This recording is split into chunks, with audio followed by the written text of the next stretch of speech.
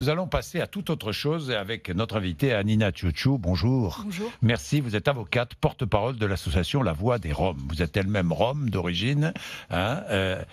Anina, des bandes de jeunes ont agressé des Roms dans la nuit de lundi à mardi en Seine-Saint-Denis à la suite de rumeurs. Rumeurs de kidnapping d'enfants avec une camionnette. Rumeurs de kidnapping de jeunes femmes en région parisienne. Ces rumeurs diffusées sur Internet, si j'ai bien compris. Hein, Anina ? Oui, effectivement, ce sont des rumeurs qui ont été propagées depuis plus d'une semaine. Des fausses rumeurs qui sont allées extrêmement vite. Ça compte des centaines de milliers de posts dans lesquels on incite au meurtre des Roms. Oui. Donc on se demande effectivement comment est-ce que c'est possible d'en arriver là et surtout que ces rumeurs... Mais d'où viennent ces rumeurs ? Ces rumeurs, on se demande bien d'où elles viennent. En tout cas, on sait que c'est la réactivation d'un stéréotype moyenâgeux sur les Roms. C'est le mythe du gitan, du Rom, du tzigane, voleur et mangeur d'enfants. C'est une méthode de déshumanisation qui permet de justifier justement le passage à l'acte. Et c'est exactement ce qui est arrivé en réalité au Moyen-Âge avec les Juifs, qu'on traitait d'empoisonneurs de puits pour les massacrer, ou c'est ce qui arrive aussi aujourd'hui en Birmanie, par exemple, contre les Rohingyas, que certains hommes d'État traitent de puces détestables. Bien, ça permet de justifier... personnes. Oui, plusieurs personnes armées de bâtons, de couteaux, de pierres ont attaqué deux bidonvilles où se trouvent des Roms dans la nuit de lundi à mardi en Seine-Saint-Denis. Des Roms ont été obligés de se réfugier à Clichy dans un supermarché Auchan avant que la police n'intervienne. À Bobigny, une cinquantaine d'individus armés de couteaux, de bâtons ont attaqué des Roms près de la route nationale 3, ont incendié les camionnettes. 19 personnes interpellées, placées en garde à vue. Alors, vous savez ce qu'on va prendre ? On va prendre en ligne Boubacar, qui lui croit à cette rumeur. Il est dans les Yvelines. Bonjour Boubacar. Bonjour monsieur Jean-Jacques. Bon, vous croyez à la rumeur, vous Boubacar ? J'y crois, d'autant plus que ça avait commencé à Colombes, à Bobigny, je sais pas trop où. Et depuis vendredi, hier matin, ça s'est passé à Mantes-la-Jolie aussi. Mais qu'est-ce qui s'est passé à Mantes-la-Jolie, Boubacar ? Eh ben, une tentative d'enlèvement d'un gamin de 11 ans qui a eu le courage Mais qui vous a dit, Boubacar, où avez-vous appris cette information et qui vous a donné Moi, cette... L'éducateur du gymnase m'a appelé hier et m'a dit il faut venir chercher votre enfant parce qu'il y a encore eu une tentative d'enlèvement devant le gymnase. Voilà, c'est-à-dire, c'est de bouche à oreille, quoi. La propagation de la rumeur... C'est de bouche à oreille, mais le gars... Dites-moi, Boubacar, nous avons vérifié. Oui. Il n'y a eu aucune tentative d'enlèvement. Aucune, Boubacar. C'est pas à moi d'affirmer ou de confirmer, monsieur Bourdin. Ça, c'est le travail de la police. Mais il faut... Je dis pas que c'est des Roms, moi. Attention, loin de là. J'ai jamais dit que ça a été d'une race ou d'une autre. Moi, on m'a juste dit qu'il y a eu 3 tentatives d'enlèvement à Mantes-la-Jolie entre vendredi et mardi. Est-ce que c'est en conséquence ? Je sais pas. Bon, alors que dit la rumeur ? La rumeur dit que des personnes circulant en camionnette blanche dans plusieurs localités d'Île-de-France, en particulier des Hauts-de-Seine et de Seine-Saint-Denis, voilà, c'est ce que vous avez entendu, Boubacar, enlèvent des enfants. Bon, oui ou pas ? Anina. Alors c'est complètement faux. Ça a été démenti plusieurs fois et de façon très claire et précise par la préfecture de police. Ça a été démenti par les parquets de Bobigny et de Nanterre.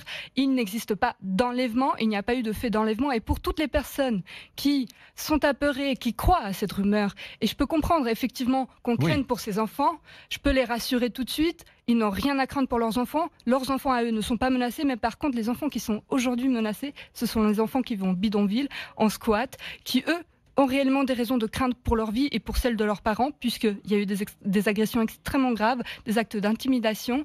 Et là, c'est extrêmement grave. C'est eux qui ont peur et c'est pour ça qu'on demande aujourd'hui au ministère de l'Intérieur, au préfet, une protection immédiate par la présence de la police continue et régulière pour protéger la police répète qu'il n'y a pas de tentative d'enlèvement. J'ai vu le parquet de Versailles qui publie un communiqué pour dénoncer ces rumeurs d'enlèvement, mais ça ne fait rien. Hein, ça n'a aucune conséquence, pardon, mais les rumeurs continuent à circuler. Nous, en tout cas, on le dit et on l'affirme de façon très claire, il n'y a aucune raison d'avoir peur, il n'y a jamais eu d'enlèvement qui a été réalisé et il faut que les gens reviennent à leur raison. C'est une peur irrationnelle, mais il faut qu'ils retrouvent la raison parce que ce qui est en train de se passer, c'est extrêmement grave. Parce que les agressions, elles sont réelles. Louis Alliot, les rumeurs, on vit dans un monde de rumeurs. Hein. Oui, c'est un retour au Moyen-Âge un peu. Voilà, c'est la rumeur, les réseaux sociaux, où moi je suis quelquefois étonné de la crédulité des gens par rapport aux informations qui manifestement sont de fausses informations. C'est pas la première fois, hein, l'histoire des bidonvilles. Souvenez-vous à Marseille, il y avait eu il y a quelques années déjà des agressions à la Cité Nord, etc. Que voulez-vous que je vous dise? Moi, c'est malheureusement la société dans laquelle nous vivons. Évidemment, il faut séparer, j'allais dire, les protagonistes. Mais encore une fois, on parle de bidonvilles. Est-ce que c'est normal qu'il y ait des bidonvilles aux portes de Paris, avec des gens qui vivent dans une misère, etc. Voilà, ça, c'est des questions aussi qui se posent. Parce que vous me dites un bidonville, bon, il y a des gens en France qui apprennent aujourd'hui par votre bouche qu'il y a des gens qui vivent dans des bidonvilles, c'est-à-dire des choses qui sont manifestement illégales, et qui vivent comme ça, comme ils le peuvent. Là aussi, il y a peut-être un travail à faire et... La France, c'est ça aujourd'hui, c'est ça qui est désolant. On est un grand pays. C'est pas que ça. Non, mais on est un grand pays. Mais malheureusement, on s'aperçoit que de plus en plus, il y a ce genre de choses partout sur le territoire, et c'est très inquiétant. Voilà. Bon, merci Anina Chouchou. Moi, ce que j'aimerais aussi ajouter, si c'est possible, c'est justement c'est qu'on laisse faire ça, et qu'il y a aujourd'hui une responsabilité des réseaux sociaux qui, depuis plus d'une semaine, n'ont pas joué leur rôle. Donc là, j'interpelle directement Monsieur le secrétaire d'État au numérique, Monsieur Mounir Majoubi, sur ce fait, parce que aujourd'hui, en France, il est possible de relayer des centaines de milliers de fois des appels au meurtre des Roms, comme il est possible aussi de voir en direct des musulmans qui se font massacrer par un extrémiste blanc en Nouvelle-Zélande. Donc, je pense que c'est extrêmement grave, et là, il doit y avoir la responsabilité des pouvoirs publics qui est engagée. Et pour finir, j'aimerais vous dire... Je ne veux pas défendre les pouvoirs publics, mais vous faites quoi contre Facebook? Vous faites quoi contre les réseaux sociaux? Il y a des lois qui doivent s'appliquer, il y a des sanctions qui sont possibles, et il y a une responsabilité, même ces réseaux sociaux qui doit être prise et engagée. Moi, j'aimerais juste finir par dire que moi-même, j'ai vécu en bidonville. Je suis moi aussi d'origine rome. J'ai vécu, c'était pas un choix, c'était le résultat d'une exclusion sociale séculaire en France. J'ai vécu aussi dans un camion, dans une camionnette, et je peux vous dire, avec ma famille, que j'ose même pas imaginer ce qu'on aurait vécu si aujourd'hui on était encore dans cette situation-là. Et aujourd'hui, je sais qu'il y a des milliers d'enfants, de femmes et d'hommes qui vivent dans cette situation-là, dans une extrême précarité, aussi dans une extrême insécurité. Et ce que je voudrais dire, c'est que ces gens-là aussi, ils ont droit à la sécurité. Vous savez ce que j'entends déjà? Rentrez chez vous. Je l'entends. Mais chez nous, c'est aussi ici. Je suis française aussi. Vous êtes française. Non, mais je voudrais rentrer. Non, mais rentrez chez vous. Je l'entends. Hein. Je l'entends dans la bouche de certains auditeurs ou auditrices. Hein, que les Roms rentrent chez eux.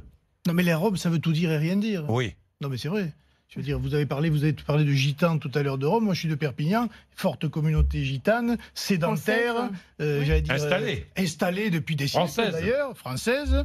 Et bon, voilà, je veux dire, après c'est autre chose. Avec des modes de vie un peu différents. Et alors? Et malheureusement, souvent, on mélange beaucoup de choses et on en arrive à des situations qui, par les réseaux sociaux, finissent comme ça. Voilà. Bien, merci. 7h20, vous êtes sur RMC.